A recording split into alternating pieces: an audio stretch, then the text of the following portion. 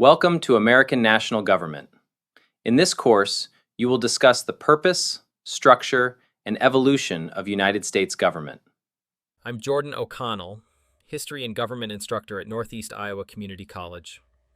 This lecture distills a decade of my written notes taken from American Government, Roots and Reform, American Government by Lenz and Holman, and our course-assigned OpenStax American Government textbook. This lecture focuses on civil rights and federal corrective power. The core question is this: when equality depends on federal intervention, how much coercive power should Washington use to break local systems that insist their own rules are lawful? The core competency is to explain how the branches of the federal government have responded to demands for equality, fairness, and protection under federal law. When equality depends on federal intervention, how much coercive power should Washington use to break local systems that insist their own rules are lawful? The pressure moves through equal protection, civil rights statutes, federal funding conditions, preclearance, and the choice to force local systems to change. Civil liberties usually begin with a command that sounds like a wall. Government may not censor speech, and government may not search unreasonably. Government may not compel testimony against oneself. Civil rights begin differently.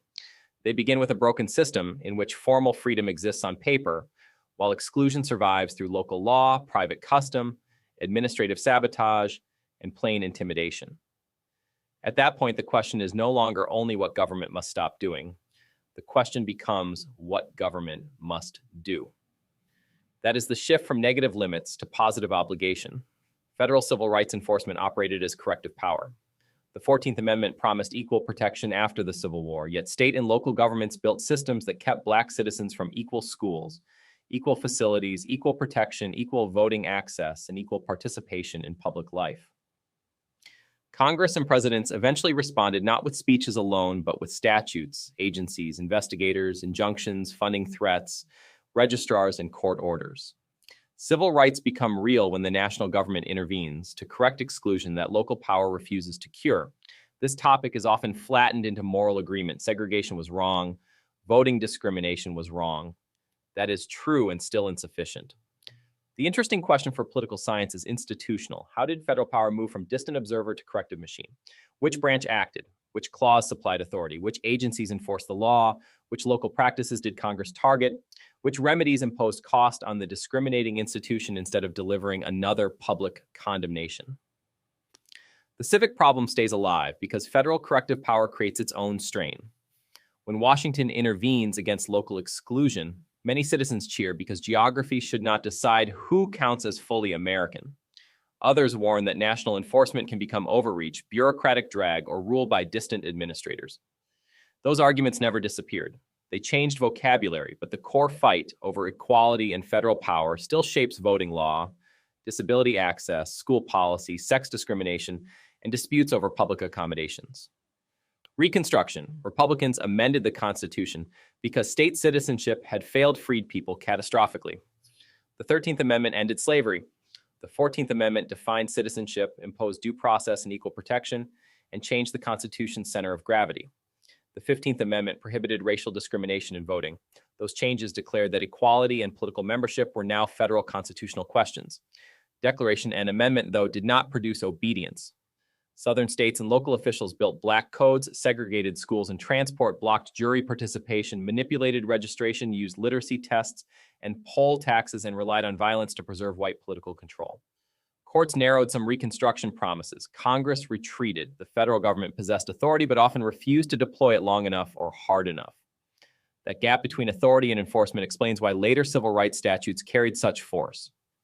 The Civil Rights Act of 1964 attacked discrimination through multiple channels. Title II targeted public accommodations. Title VI tied federal funds to non-discrimination. Title VII targeted employment discrimination and created enforcement mechanisms that would feed the Equal Employment Opportunity Commission. This was not one giant moral statement. It was a stack of institutional levers. Congress used the commerce power, the spending power, and federal administrative capacity to make exclusion more expensive and more legally vulnerable. The Voting Rights Act of 1965 then attacked one of the most durable local evasions: suppression of black voting through tests, paperwork tricks, registrar discretion, intimidation, and map manipulation. Section 2 prohibited discriminatory voting practices. Section 5, preclearance required covered jurisdictions with histories of discrimination to obtain federal approval before changing voting rules. That mechanism deserves slow attention because it captures the whole corrective theory. Congress did not trust certain jurisdictions to police themselves. It therefore required them to ask permission before altering the rules of political participation. That is a bold federal move. Preclearance reversed the ordinary assumption that local governments may act first and defend later. Here the burden shifted. Covered jurisdictions had to prove that a proposed change would not worsen racial discrimination in voting. The reason for that burden was practical. Congress had watched states and counties swap one discriminatory device for another each time courts struck down the previous device. Litigation after the fact took too long. Preclearance moved review to the front end. A different approach was available. The federal government could have relied on slow case-by-case lawsuits alone, or on persuasion, or on local reformers without national backup. That path had already failed many times. The corrective state emerged because local autonomy had become a shield for systematic exclusion. Federal corrective power grew out of a century-long record of evasion. Reconstruction amendments promised citizenship, due process, equal protection, and voting rights. Yet Southern legislatures answered with black codes, segregated public facilities, literacy tests, poll taxes, white primaries, racially gerrymandered districts, and violence backed by sheriffs, registrars, and courthouse juries. Congress passed enforcement acts in the 1870s and then retreated. The Supreme Court narrowed Reconstruction authority in cases such as the civil rights cases of 1883 and Plessy v. Ferguson in 1896, leaving local exclusion with room to harden. By the time Congress debated the Civil Rights Act of 1964 and the Voting Rights Act of 1965, the federal government had decades of evidence that polite declarations and case-by-case local reform would not dislodge entrenched systems. Titles 2, 6, and 7 of the 1964 Act and Section 5, preclearance in the 1965 Act, were written as responses to that record of refusal. Civil rights enforcement becomes concrete when one watches named institutions collide. A lunch counter owner refuses service on racial grounds. A county registrar rejects black applicants through discretionary paperwork. A school district preserves segregation through assignment plans and attendance zones. An employer sorts applicants by race or sex. A state legislature redraws districts or changes polling rules in ways that weaken minority participation. Rights become operational when federal actors move from disapproval to remedy. Congress starts the process by writing the statute and choosing the enforcement design. In the Civil Rights Act, Congress banned discrimination in abstract terms and also chose enforcement channels, defined covered domains, authorized federal suits, attached conditions to federal funds, and created administrative infrastructure. Lawmakers were designing a machine. The executive branch then turned statutory promise into daily pressure. The Justice Department files suits. Investigators gather evidence. Agencies write regulations implementing titles of the act. Departments review complaints. Funders threaten withdrawal from non-compliant institutions. Schools, hospitals, transit systems, and employers suddenly face forms, deadlines, audits, and potential loss. Equality shifts from slogan to compliance burden. The Voting Rights Act displays this with special clarity. Preclearance required covered jurisdictions to submit voting changes to federal authorities before implementation. A county that wanted to move a polling place, redraw a district, change registration procedure, or alter election timing had to justify the change in advance. That altered incentives. It made discriminatory improvisation harder. It also built a paper trail that civil rights lawyers, federal officials, and courts could inspect.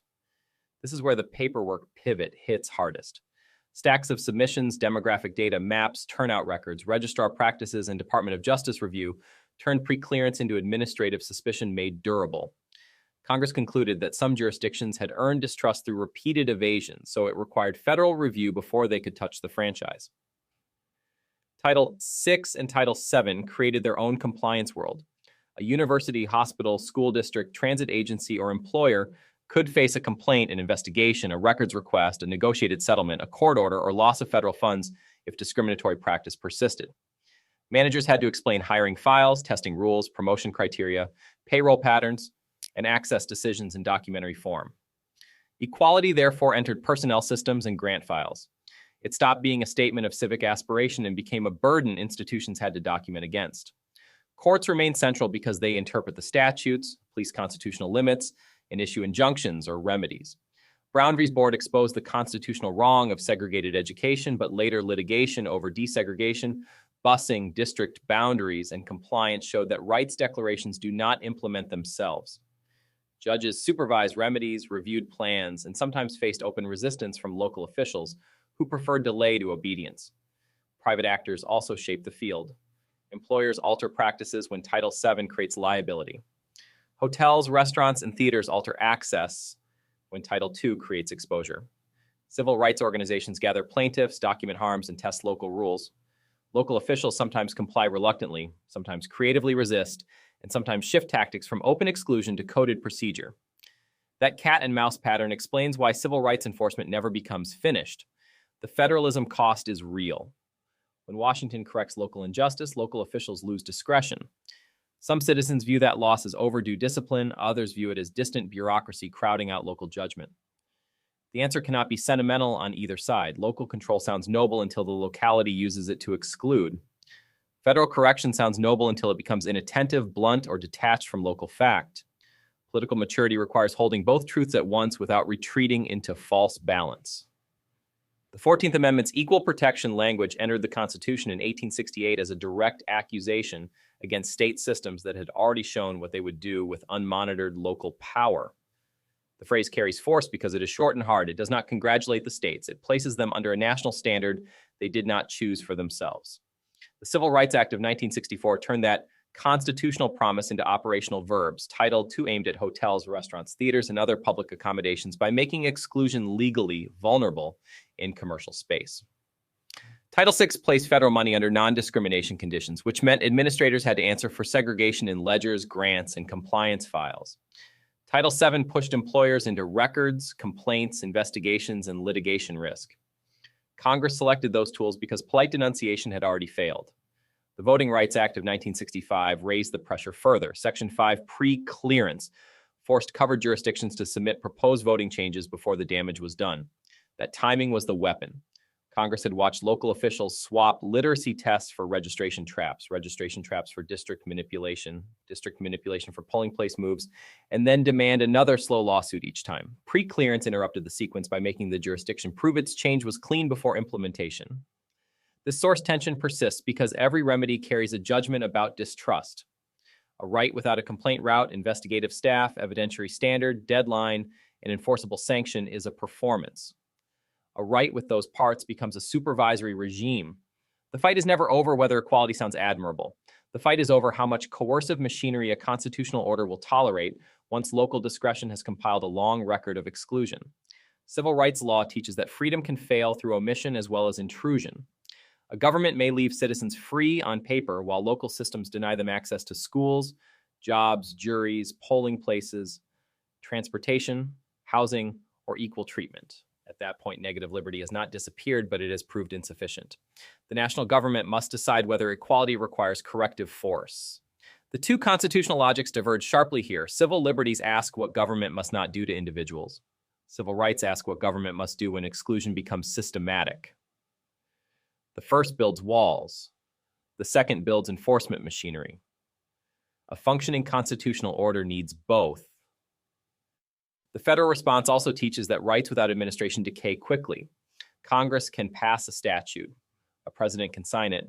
The promise still fails if agencies do not investigate, if courts do not remedy, if local officials manipulate procedure, or if citizens stop bringing claims. Equality is not self-executing. It requires surveillance, paperwork, funding, lawyers, and political will. The unresolved judgment remains difficult on purpose. When local and state governments exclude citizens from equal protection and equal participation, how much corrective authority should the national government claim before it stops protecting rights and starts displacing self-government? A serious answer must admit that self-government without equal membership is a fraud, yet federal power without limits can grow blunt and unaccountable. The machine needs correction. It also needs scrutiny from the citizens who authorize it. The unresolved question is how much federal coercion equality requires when local authority keeps reproducing exclusion. If you're curious how I'm using AI to build these lectures and reshape higher education, visit thelibertytolearn.com. I'll see you in class.